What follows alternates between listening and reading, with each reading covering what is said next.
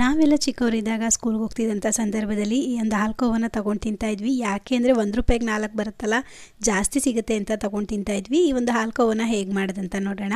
ಅರ್ಧ ಕಪ್ ಆಗುವಷ್ಟು ಸಕ್ಕರೆಗೆ ಸ್ವಲ್ಪ ಏಲಕ್ಕಿನ ಹಾಕಿ ಪೌಡ್ರ್ ಮಾಡಿ ಇಟ್ಕೋಬೇಕು. ಇಲ್ಲಿ ನಾನು ಒಂದು ಮೌಲ್ಗೆ ಬಟರ್ ಪೇಪರ್ನ ಹಾಕಿ ಇಟ್ಕೊಂಡಿದ್ದೀನಿ. ಒಂದು ಕಡಾಯಿ ಇಟ್ಕೊಂಡು ಅರ್ಧ ಕಪ್ ಆಗುವಷ್ಟು ತುಪ್ಪ, 1 ಕಪ್ ಆಗುವಷ್ಟು ಮೈದಾ ಹಿಟ್ಟನ್ನು ಹಾಕ್ಕೊಂಡು ಸ್ಟವ್ನ ಕಡಿಮೆ ಉರಿಲಿಟ್ಟು ಇದನ್ನು ಚೆನ್ನಾಗಿ ಫ್ರೈ ಮಾಡ್ಕೊಳ್ತಾ ಬರಬೇಕು. ಫ್ರೈ ಆದಮೇಲೆ ಅದರಲ್ಲಿ ಮತ್ತೆ ತುಪ್ಪ ಬಿಡುತ್ತೆ. ಅಲ್ಲಿವರೆಗೂ ಫ್ರೈ ಮಾಡ್ಕೊಂಡ್ಮೇಲೆ ಒಂದು ತಟ್ಟೆಗೆ ಹಾಕಿ ಇದನ್ನು ಒಂದು ಸ್ವಲ್ಪ ತಣ್ಣಗಾಗೋದಕ್ಕೆ ಬಿಡಬೇಕು. ಅಂದರೆ ಉಗುರು ಬೆಚ್ಚಗಾಗಬೇಕು. ಅಲ್ಲಿವರೆಗೂ ಬಿಟ್ಟು ನಂತರ ಇದಕ್ಕೆ ಪುಡಿ ಮಾಡಿಟ್ಟಿದ್ದಂತಹ ಸಕ್ಕರೆನ ಸೇರಿಸ್ಕೊಂಡು ಚೆನ್ನಾಗಿ ಮಿಕ್ಸ್ ಮಾಡಿ ಈ ರೀತಿಯಾಗಿ ಸಾಫ್ಟಾಗಿ ಕಲಿಸ್ಕೊಂಡು ಒಂದು ಮೌಲ್ಡ್ಗೆ ಹಾಕ್ಕೊಳ್ತಾ ಇದ್ದೀನಿ. ನಿಮ್ಮ ಹತ್ರ ಮೌಲ್ಡ್ ಇಲ್ಲ ಅಂತಂದರೆ ಒಂದು ತಟ್ಟೆಗೆ ತುಪ್ಪ ಸವರ್ಬಿಟ್ಟು ಸಹ ಸೇರಿಸ್ಕೋಬೋದು.